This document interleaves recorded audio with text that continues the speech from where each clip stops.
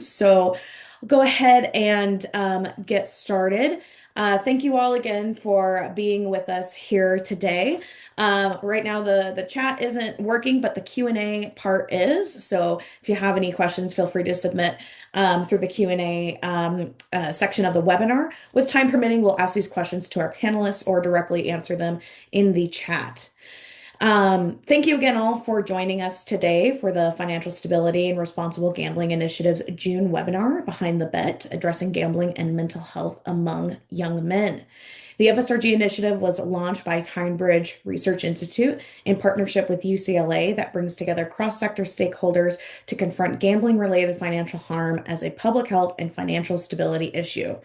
My name is Carrie Carbone. I'm the FSRG Initiative Project Lead, and thank you all again for being here today.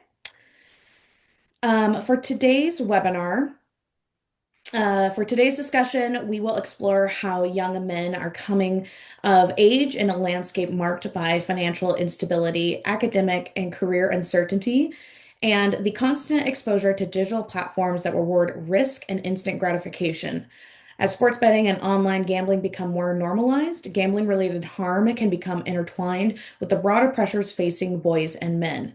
Not only as a financial issue, but also as a signal of stress, disconnection, and unmet health needs. With us today, we have our panelists, Jonathan Cohen. Jonathan leads the gambling policy for the American Institute for Boys and Men. He's also the author of Losing Big, America's Reckless Bet on Sports Gambling, and for A Dollar and a Dream, State Lotteries in Modern America. Thank you, Jonathan, for being here today. We also have Dr. Timothy Fong. Dr. Fong is a clinical professor of psychiatry at UCLA and co-director of the UCLA Gambling Studies Program, and is also an integral member of the FSRG team and is a member of the Kindbridge Research Institute Scientific Advisory Board. Thank you, Dr. Fong, for also being here. And last but certainly not least, I'd like to introduce our moderator today, Dr. Daniel Kaufman. Dr. Kaufman is a licensed mental health counselor with more than 16 years of experience helping people navigate problem gambling and other behavioral health challenges. Dr. Kaufman serves as the Director of Gaming Services and Program Development at Kindbridge Behavioral Health and is an Associate Professor at Grand Canyon University. Thank you, Dr. Kaufman, for moderating our discussion today, and I will turn it over to you. Wonderful. And I want to thank everyone who is here in the chat or the Q&A. And I want to also extend a thank you to Dr. Fong and to Jonathan Cohen for being here. Thank you. I'm excited to create a conversation for all of us today. So I want to start by just asking both of you, whichever of you wants to go first is fine. But what are each of you seeing that makes young men and their participation in gambling specifically have such an impact on their mental health, and why is that an urgent conversation right now? John, please. Okay. Well, I mean, let's start I think with the lay of the land, right? In terms of sort of what the types of gambling that are available that sort of previous generations of young men sort of never had to reckon with, right? We had about $5 billion spent on sports gambling in the calendar year 2018. We're about 166 billion in last year by my most recent checking. Not to mention the rise of prediction markets, of cryptocurrency, of Robinhood and sort of gamified investment platforms, video game platforms that have integrated what are effectively gambling devices. So the options and the opportunities for gambling have never been easier. There have never been more of them. They've never been more ubiquitous and never been more available on the so-called casino in your pocket. So with that as a starting point, we have a demographic of young men with undeveloped prefrontal cortices. Timothy Fong can tell us what that actually means. I know it's just the part of your brain that shapes risk, and who are sort of young men who are already inclined to risky behavior, not exactly known for being like the most judicious and careful, especially when it comes to money, now have these sort of supercharged gambling apps on their phone. And they're happen to be facing a labor market where young men are performing super poorly. College students in general are performing poorly. Young men are performing even worse. Young men aren't even enrolling in college at higher rates, and so on. Young men are more likely to say that they have no close friends, more likely to have other sort of mental health issues. and basically, and I could just answer this for the next hour and just eat up the entire webinar, but I'll just say that you basically created this sort of toxic cocktail of social, biological, economic circumstances for men, and then handed them a free-for-all gambling app, or multiple free-for-all gambling apps that are designed almost to make all of those situations worse. That's very well said. And look, first of all, I want to thank you for coming on today, and for Daniel for hosting in that spectacular background. I can't tell whether that's virtual or real. I mean, It's real. I'm mesmerized It's by the all real. lights and Yeah. all the things on your shelf. But let's be honest and very simply, we've heard this song and dance before, but here's what I'm seeing right now in June of 2026. We're seeing a very clear link when men are using gambling as a way of trying to soothe their mental health. So in other words, again, we've seen this forever. They're using gambling as a way of feeling better, trying to feel normal, trying to cope with the life that Jonathan just mentioned. It's hard out there. And vice versa, we're seeing the same thing. We're seeing gambling impacting their mental health, making their mental health worse, more depressed, more anxious, more troubled. So it's the same line we've seen for decades, but I think because of that availability and access, that intersection is so clear. I was on a call about 2 weeks ago, and I said gambling addiction, gambling disorder is a mental health condition. And someone had the gall to say, no, it's not. Dr. Fong, it's not. Gambling is not part of mental health at all. I said, that's where we need to build out from. Because what I see is when young men come in, they turn to gambling to soothe their emotional pain. And then on the flip side, the gambling just makes for more emotional pain. The crisis of loneliness, the crisis of isolation, we all know that. The availability and access drives that over and over and over and over again. So I think that impact is phenomenal. And it's not just gambling addiction, right? This is a really important distinction. There are a lot of young men I see who don't have gambling disorder at all. And yet the gambling and the way they're gambling is already impacting their mental health in ways they're not sure about. On the flip side, I'd love to hear more. We rarely hear this, right? Where are the young men out there that are saying that the gambling is making their mental health spectacularly better? Where are the young men are saying that because of gambling, I am a better character, a better person, or just a better individual right now? And I want to hear those voices. I don't hear a lot of those voices. And again, we end up speaking in our echo chambers a little bit, but we want to hear those all the time. So, just a few random thoughts. So again, we have to remember it is mental health and affects mental health both ways. All right. And both of your answers give me so many things I wish I could ask. So I may give follow-ups. I know we have a place we need to get, but men's mental health and how process addictions factor into them, really that's the starting point for what I've seen as a treatment professional starting in around 2010. So that's the timeline for me. So I've seen a lot of the things we're talking about be illegal, and I've seen a lot of the things that we're seeing in treatment are now legal and a free-for-all with no regulation that matters whatsoever.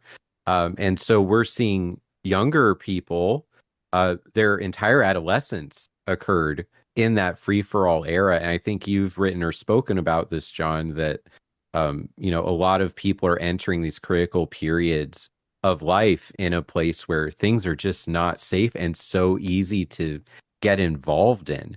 So what does that do for where we're at as organizations that offer services and supports and treatment communities? Like, how do we make sense of all of this? Yeah, and I'll say this as a non-clinician. I think your point about the timing is right. Like, there are 18-year-olds who don't remember a time before a seventh inning stretch brought to you by FanDuel, right? Like, who don't remember that that this used to be not a part of sports, and right, because the Supreme Court was already, the Supreme Court decision that opened up the Pandora's box was already 8 years ago. So this is true, I think, in a lot of domains, including gambling, but we really just have like a generation of beta testers. It's sort of clear that we're like, for better or worse, we're finishing our beta test on social media and kids. Like, turns out the results are terrible, but we've sort of finished that beta test, and now we're going to do like whatever comes next, like a different iteration of that. But I think we're now just like running a new version of that test, but with gambling in kids. So I don't want to say, oh, this young generation of young men are hopeless, and by the time my 4-year-old is able to legally gamble, we're really going to have this sorted out. Because I don't think we need to sort of throw up our hands and say, okay, this all comes down to treatment.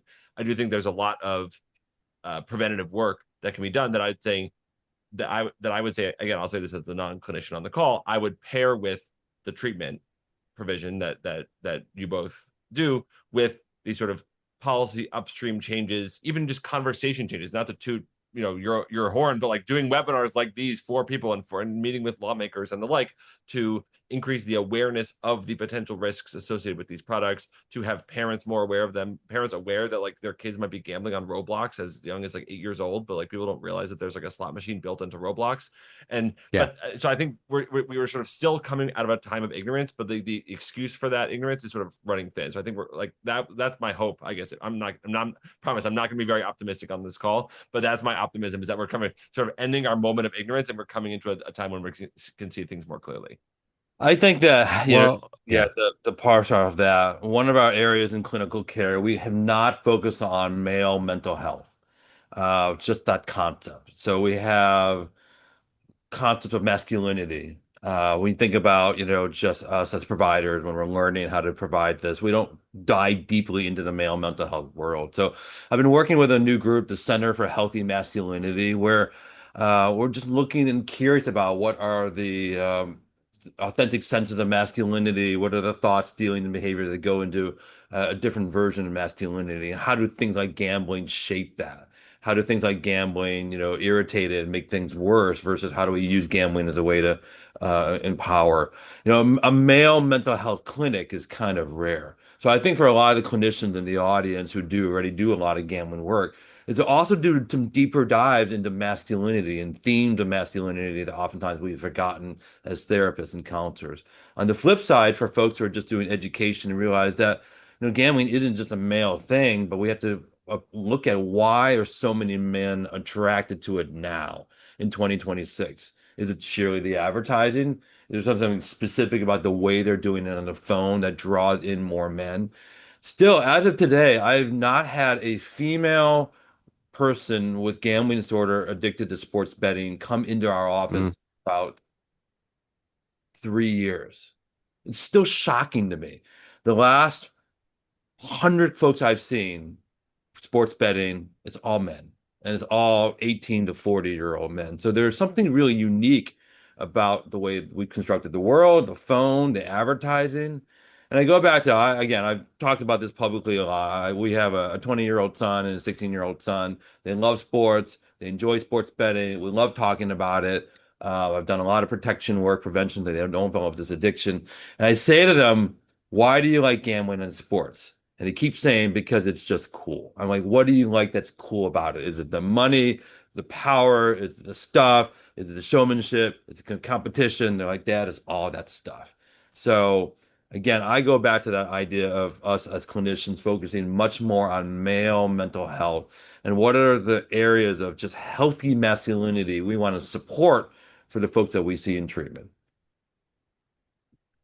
I want to just echo what Tim said. I have not ever in my online private practice or in my work with Kindbridge gotten to do a therapy session with a female client on a sports app or betting online on sports behaviors.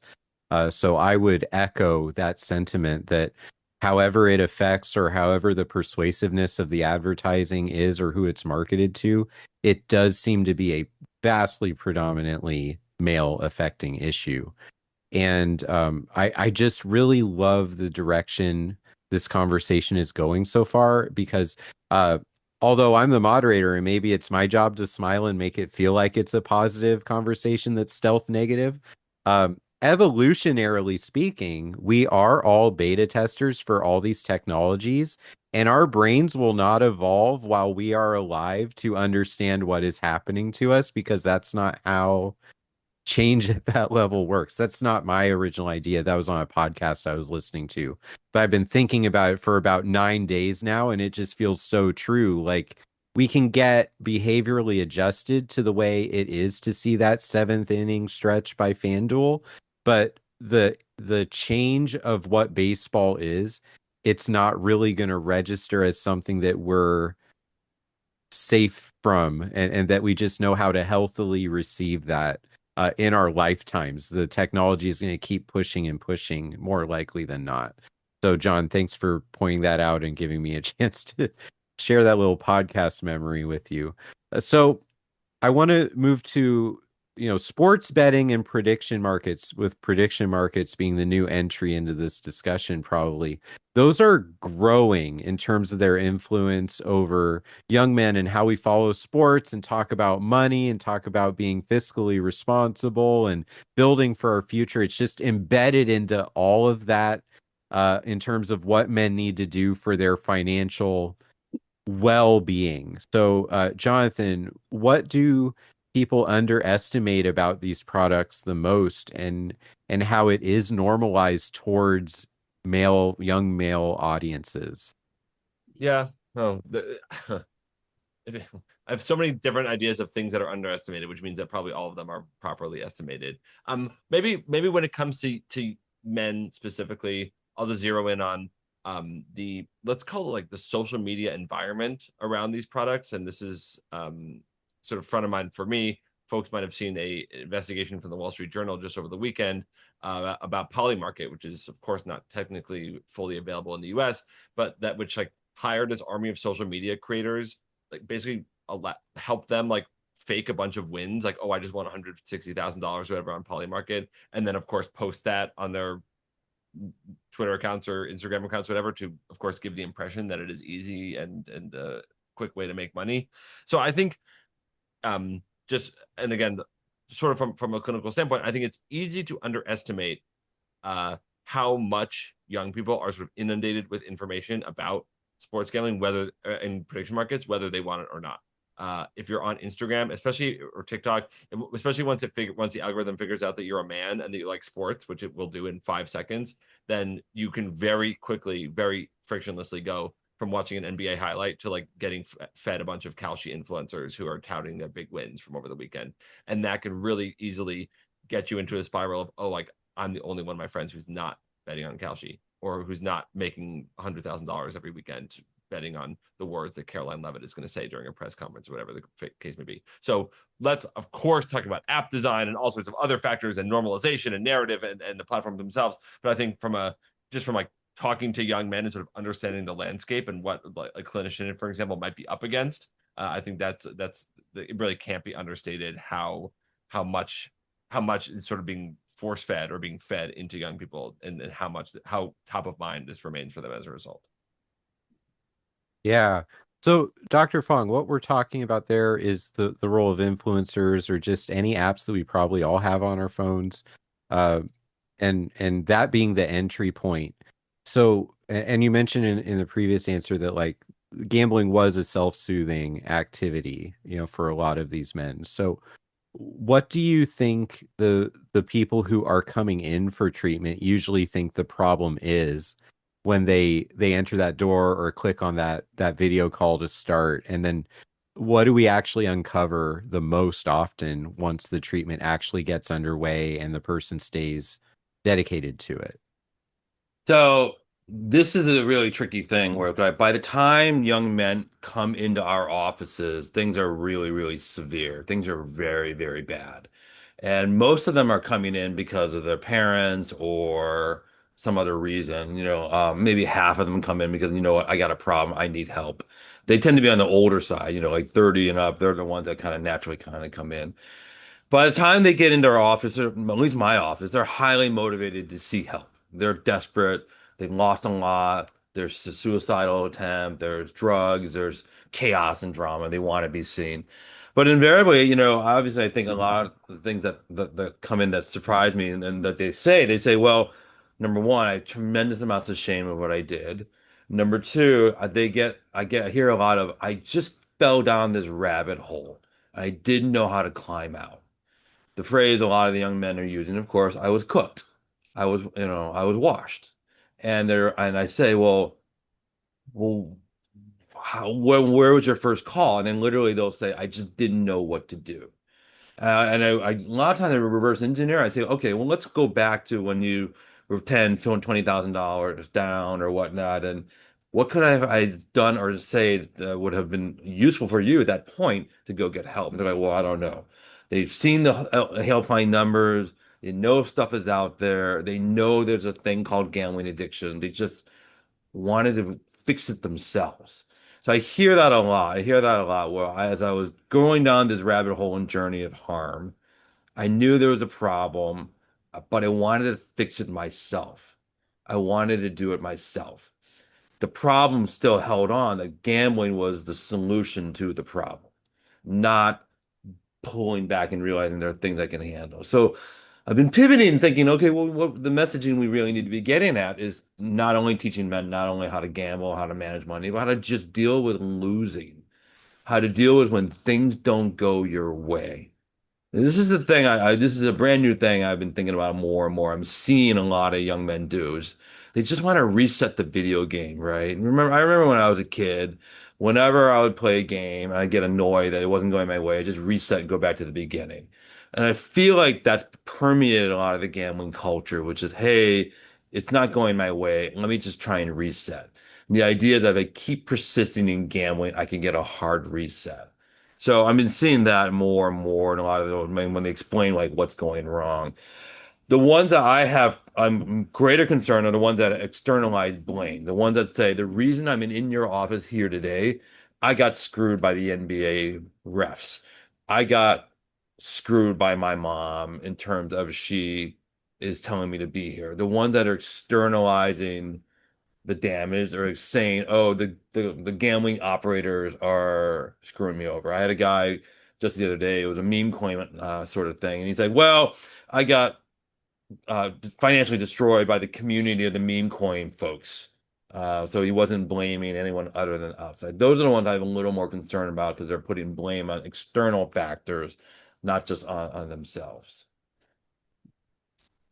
Yeah, that's a really good point. It's a new iteration of the sunken cost bias, or the decision to gamble was probably originally to solve some kind of problem, even if it's as simple as I'd like to win and have more money, or something deeper or more involved than that.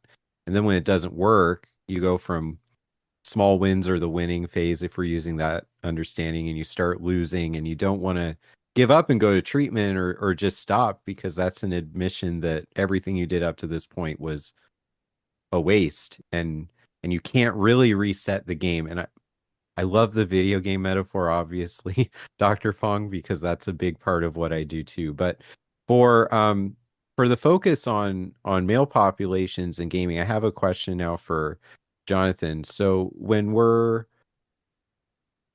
following sports and using social media and talking with friends and all the things that regular people do, how is gambling now, this new wave of gambling, how is it built to normalize gambling risk and make this also just become a normal part of our life in our present time here?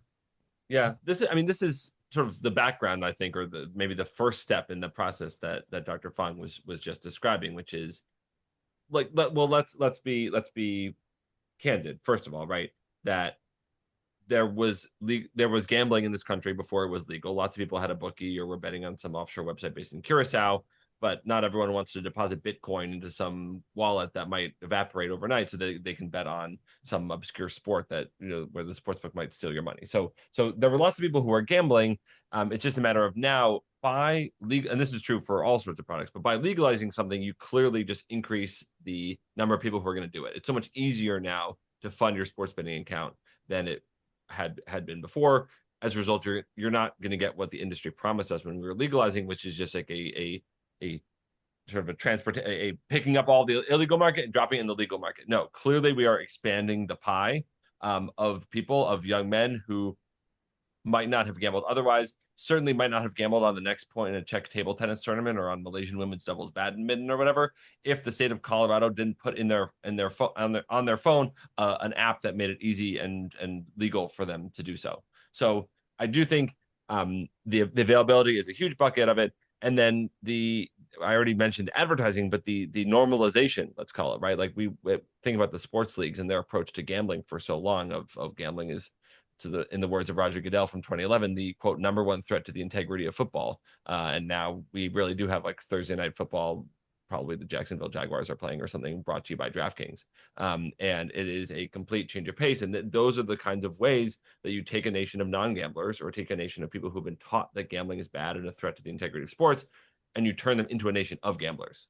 And we can talk about whether they're a nation of safe gamblers or not, but the first thing you have to do is get them in the door. And I think this is sort of this is the first step. And I sort of disagree with your what you said a moment ago, that these folks maybe turn to gambling to scratch an itch. I think they're turning to gambling because it's fun, and because gambling is objectively fun, and it's objectively more fun to watch Thursday Night Football with $20 on the game than it is without. It's just a matter of, okay, for some people, clearly there's other things going on in their life, or they are neurologically inclined that $20 becomes $200, becomes $2,000, and it sort of starts rolling from there. But I think it's really understandable why someone would want to try it, would want to experiment, even if it wasn't Jamie Foxx like dancing in a tuxedo in a commercial, like making it seem like sexy and fun and cool. I think it's only normal that people would want to try it. It's just a question of like, okay, how do we identify someone who's going to try it, like Dr. Fong's son, and then how do we avoid that person from ending up in Dr. Fong's office? That's a really good point. I also want to say I appreciate you pointing out the fact that maybe I researched fun at too young of an age and don't actually experience it anymore. So the idea that things are fun are not why I do them. Trust me, I'm not Mr. Fun by any means, but that's no. It's worth including in this conversation, because when we started to have all the NFL games just be a massive gambling ad, I still to this day have not watched a regular season NFL game since like before the legalization of gambling, because I was already a gambling counselor and I was just like, ugh, this is so annoying. So I turned it off. But the playoffs are okay. Only the Super Bowl for the commercials. Or if the Rams are about to win the Super Bowl, I'll watch that. But that's it. And that's my story. Like I saw this as like, oh, this isn't fun for me anymore. But other people are like, wow, this makes this so more exciting. And sometimes I forget that clinical work has probably, and research has rewired what I think fun is to something that's not what people think is fun. Why don't more people get doctorates? That's the solution. Okay. So the next question is for Dr. Fong. So now that the sports betting landscape has become so accessible, it's socially normalized, and even our chat is talking about the role of like normal male or masculine identity conversation. How do we even address the change in the patterns we're seeing for younger male generations compared to what we thought was going to work with older generations? Like, how does the treatment landscape catch up? Yeah, it's a phenomenal question. Let me dive into some observations I have. So the cognitive distortions of young men gamblers now are very different than, say, older adults that we see in the past who were blackjack players, slot players, brick and mortar in the casinos, horse bettors, that sort of thing. So the young men now, and I'm seeing they're going to say things like, "I'm destined to win." They're going to say, I have a skill when it comes to sports betting." They say, no, sports betting is a job. It is a reliable way of making money, and don't you tell me otherwise. They'll talk about how those, and there's a comment here about how the influencers that they tail or the touts that they follow and why their system didn't work. There's a bitterness there. They're like, well, it worked for that guy. It should have worked for me, and I'm not sure why he didn't. There's a kind of a resentment there. So their views on gambling are very different. Again, in the past, we would talk a lot about what people, places, and things, right? Mm-hmm. Recovery, don't drive to the casino, don't drive near it, don't carry money in your wallet. And so those behavioral strategies don't work because now you're with the casino 24/7. I think the other things that I see with a lot of the style of betting when I ask about them, they're not sitting there 8, 9 hours a day playing the same game like slots or video gaming, where you're constantly engaged in that activity. This is really interesting. So when you ask, well, how are you getting your bets down? Where are you getting your bets down? What are you doing? It's a different language, right? And literally, we're talking about seconds that they might place the bet. So if you're following the World Cup, and we all are, and there's a guy out there who's got this gambling system where all he's doing is betting on draws, right? And he's showing this Excel spreadsheet and that he's up, right? And yesterday there were no draws. So that's a thing. And that's the kind of thing that patients will come in and say to me, well, I'm watching this guy make money and I'm angry I'm not following him. And as soon as I start following his betting system and I lose money, I'm even angrier. So there's all this elements where I think as clinicians we have to be asking them with clear specificity, how are you betting? When are you betting? How much time are you spending betting? Because again, unlike going to the slot machines or the tables where you might be 6, 8 hours straight, sports betting is instant. It's literally a matter of seconds of which you're betting. So if you ask, well, how much time are you spending betting? You're not asking the right proper question because they may say, well, what do you mean? Because I'm literally spending 30 seconds on my phone, opening my phone, clicking yes, accept, bang, bang, bang, bang. But you're spending the whole time thinking about betting. So the proper question we have to bring up to our clients is really walk me through how sports betting is impacting your life. I need to know about how much time you're spending on the app. I need to know how much time you're watching influencers, how much you're thinking about it, how much you're studying it. All that's really unique. And the other part that I think is so interesting, again, and I'm starting to see a lot, I always ask a lot of young men about how they're getting financially their bets on there.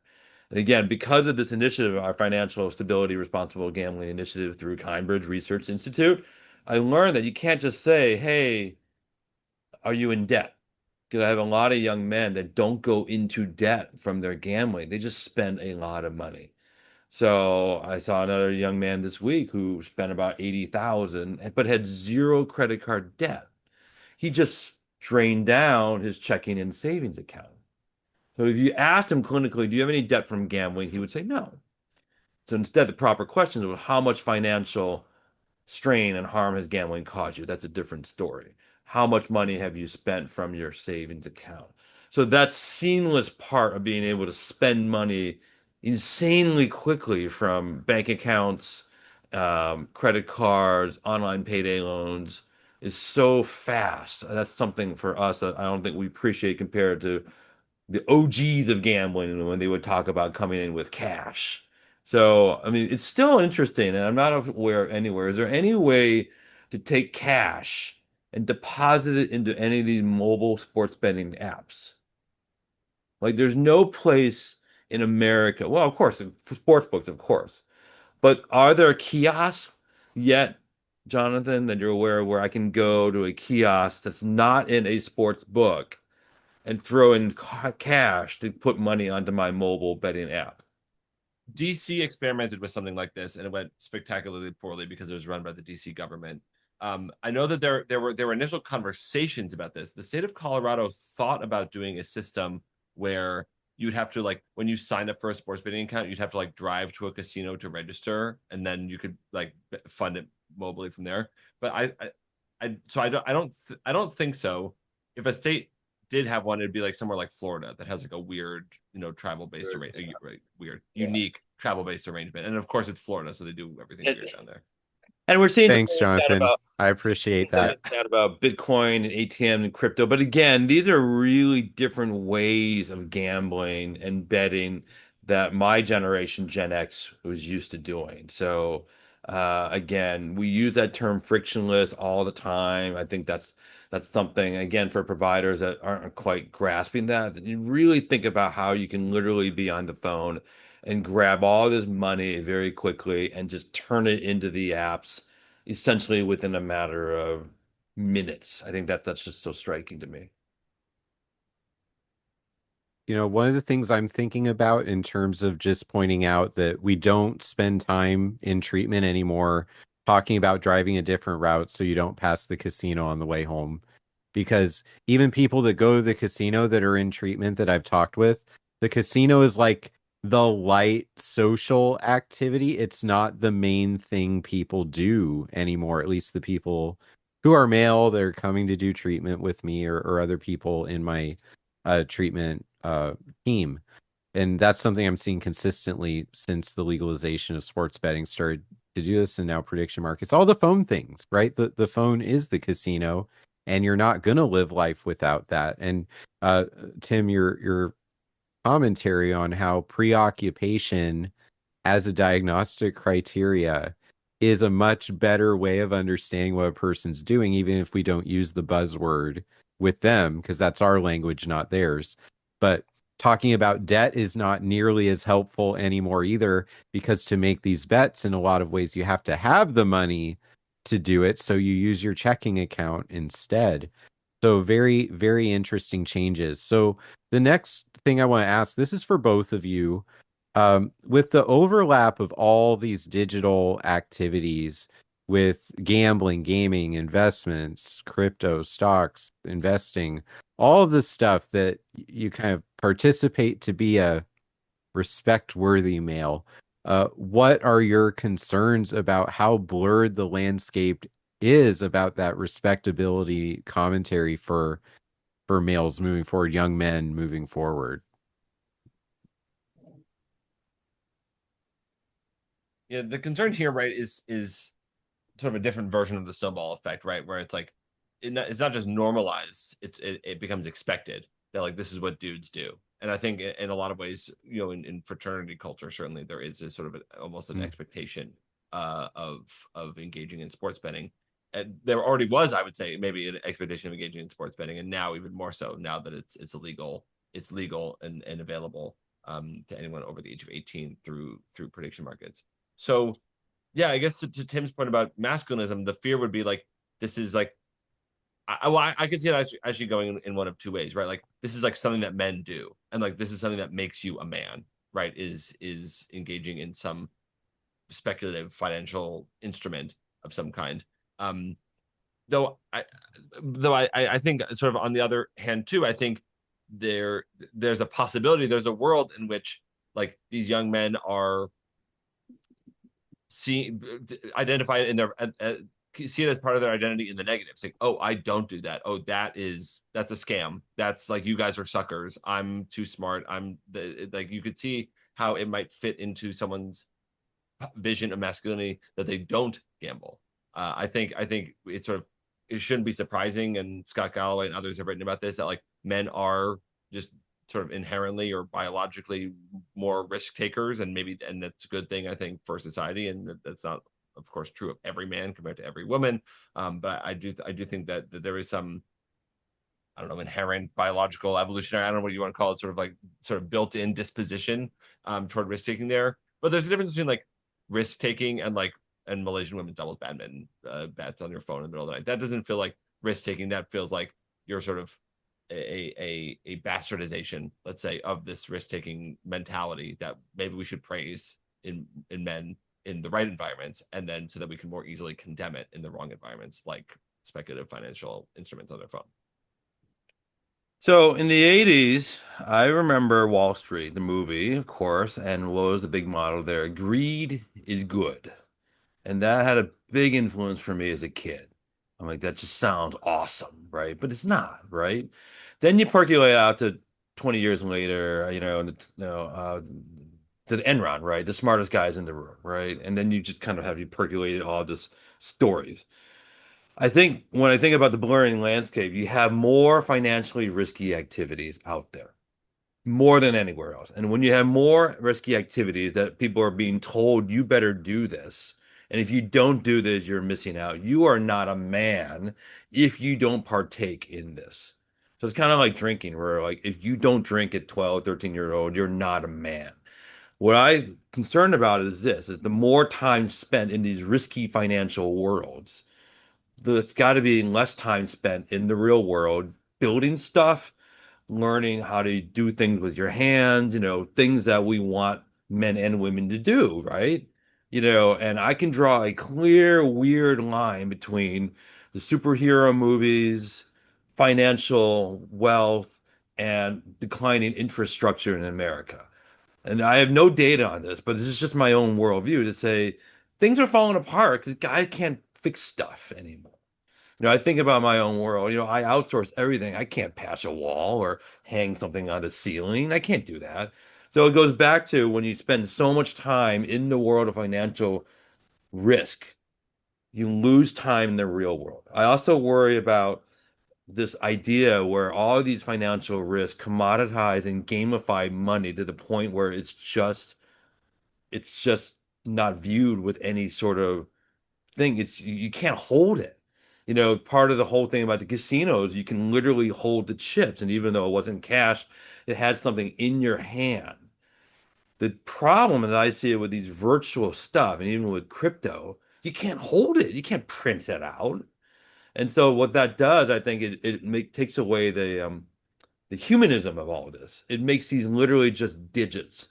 So when you dehumanize something, you make things into a commodity. And when you make things into a commodity, you essentially take away any sort of empathy or compassion you have about how you got that thing. I collect Legos. Jonathan plays Lego, collects Legos there as well. I can hold these things. And when I see the Legos, I laugh, I cry, I think about I don't cry about it, but I'm like, there's a I one. do. You cry a little bit. If you step on them without your shoes on, you You cry. cry, right. But these are things you can hold and there's value, right?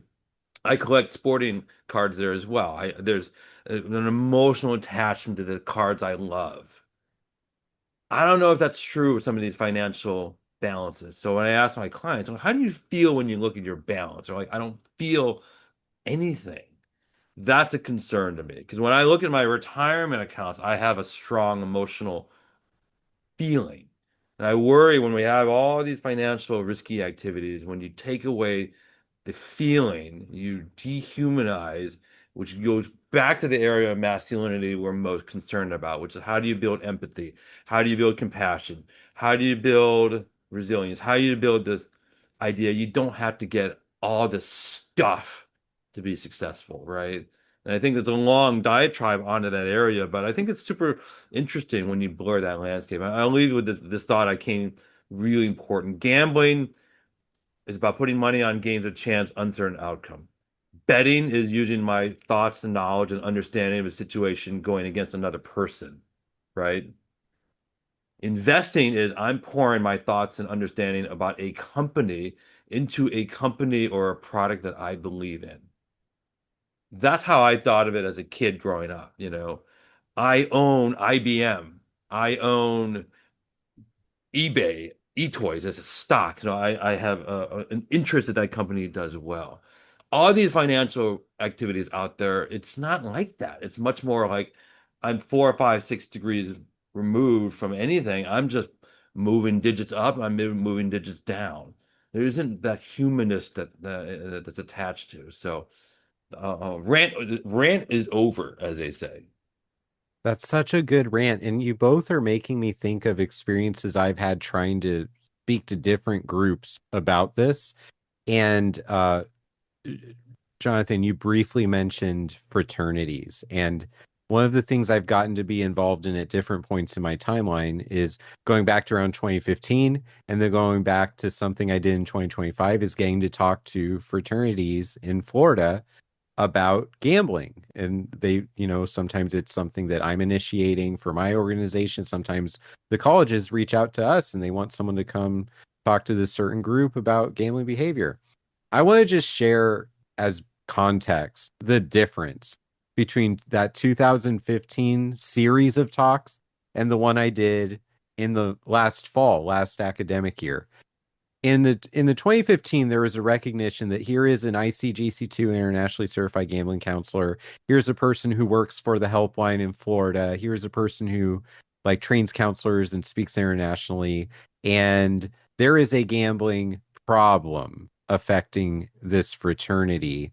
And let's figure out strategies to change that behavior so that what we do on campus is healthy and still fun. And I thought that's what I was doing in 2025. But at the end of the talk, the 12 guys that attended this talk were like, Dr. K, thanks for coming. Do you have any strategies for how to win more often? The recognition that I was there to talk about an addiction was completely absent for them. And the 1 hour I spent with the slides going great and some of the questions back and forth during and throughout being exactly what you would expect, I realized at the end that I didn't give them the product they thought they were requesting or ordering from Cambridge Research Institute. And so that's sort of my context um is there a messenger problem here? Like, does it matter who delivers this message or the context or the setting and not just what the message says, which is let's be more careful, let's be responsible, let's be smarter. Like who is appropriately equipped to create the opportunity for change here? Timothy Fong. Who Oh, else? Jonathan Cohen. No, I was nominating you as the messenger. I do think it's probably someone who can speak fluent frat bro, right? It's probably not me, as much as I Not would me. love to say that like me Yeah. going on podcasts and webinars is going to single-handedly change the American attitude toward sports gambling. Our work at AIBM is even premised on a lot of ways on sort of influencing the influencers, or maybe even influencing the law that will sort of change the culture and change the narrative. So I do think that from a just for example, the conversations that I have with parents are really different from the conversations that I have with high schoolers, in part because I don't talk to high schoolers because I know they don't care about a 35-year-old dad from Central Connecticut, and I have nothing that I could say to them that would resonate. But I have a colleague who's a former professional gambler who's also 10 years younger than me, who they're much more likely to respect and to listen to.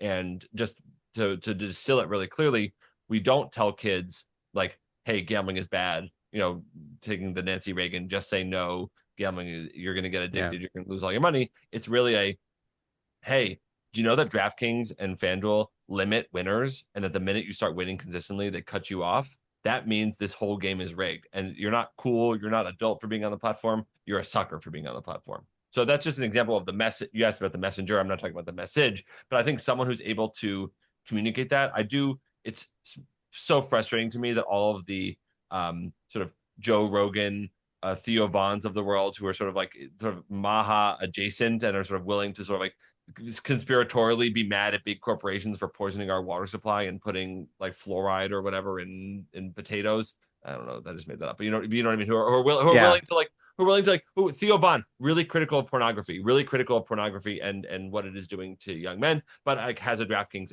logo like next to his microphone when he's talking on his podcast. Yeah. But someone like that seems to be like the right messenger for a really careful sort of nuanced message that unfortunately would sort of like use the conspiratorial mindset of these young men already, but might actually resonate as a result. It's I didn't know there was fluoride in the potatoes. I don't know. I already said drinking water, so I couldn't double back on that. Yeah. No, look, sounds right to we me. want to be optimistic here, right, folks? And here's how I think about it. Many of our young people, when I talk about just stuff, they're like, "Oh," I said, there was a time that you could smoke in airplanes. No, what are you talking about? There's no way.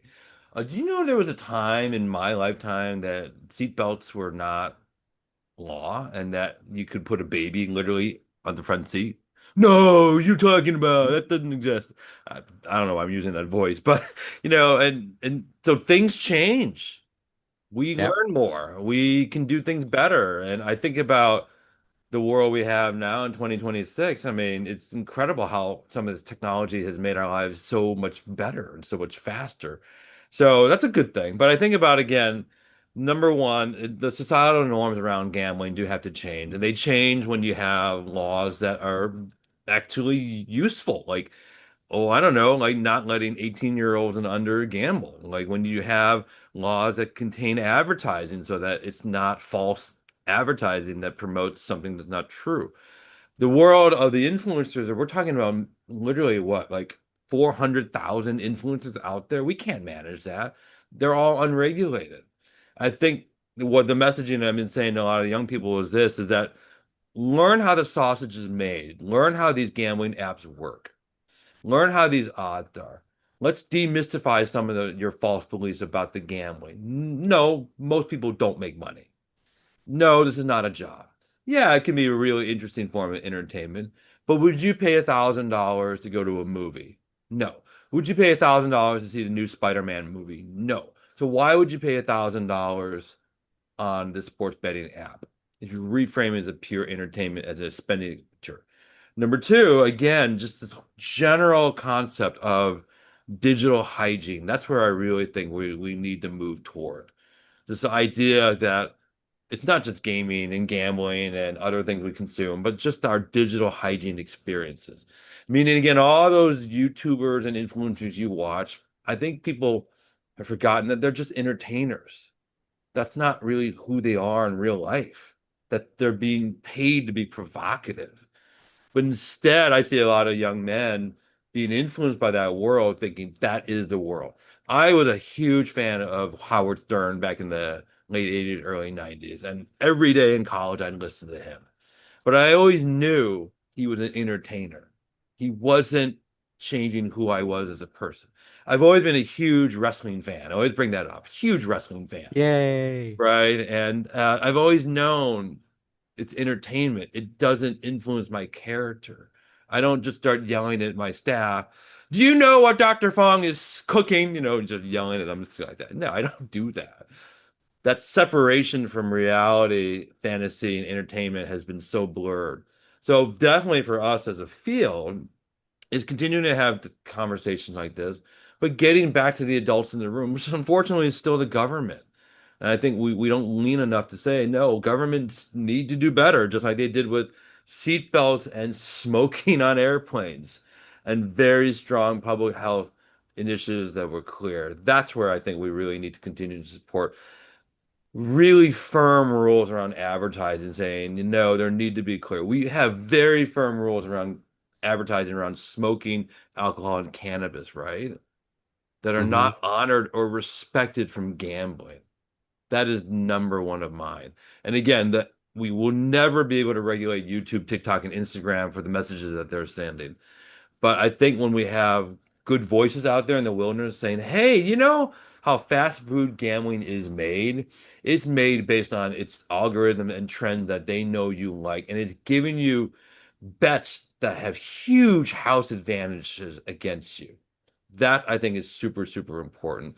So many of the young men, when I say, you're making bets where the house edge is terrible, where you're not going to overcome these odds. They're like, what do you mean? Because they think that they're able to choose the bet that they can find where the bet is, quote, inefficient.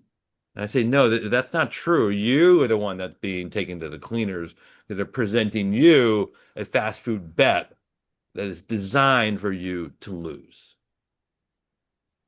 Excellent. So, one more rapid fire, quick answer question. If each of you could change one thing about how we support young men before gambling related harm were to escalate, what would that one thing be? John, you get the first one.